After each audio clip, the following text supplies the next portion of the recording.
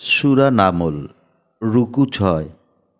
কাফেরেরা এইভাবে বলে থাকে তারা, মোরাও যখন মোদের বাপ দাদারা মাটিতে হয়ে গিয়ে মোরা পরিণত, জীবিত হব কি আবার আগের মতো?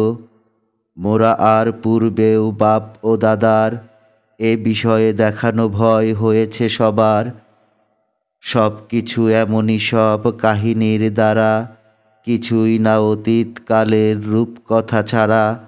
বলে দাও পৃথিবীতে করিয়া ভ্রমণ, পাপীদের পরিণতি দেখো হয়েছে কেমন। দুঃখ করো না তুমি তাহাদের তরে, কুচক্র তারা সব যেইভাবে করে। হয়ো না ক্ষুণ্ণ মন এসবের পরে।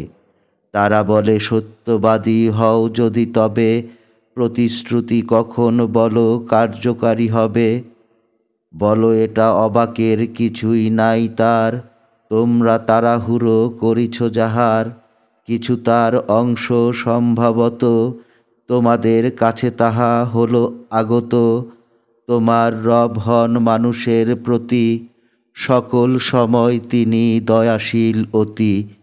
কিন্তু অধিক লোক তাদের সবাই, শকর গুজার তাদের কখনোই নাই। নিশ্চিত রূপে তব রবের গোচরে, গোপন করে তারা যাহা অন্তরে, প্রকাশও যত কিছু তাহারা করে।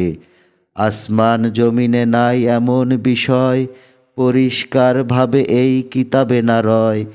ইসরাইলীদের বিরোধ যেসব বিষয়ে, অধিক এই কিতাবে গেল বর্ণনা রয়ে।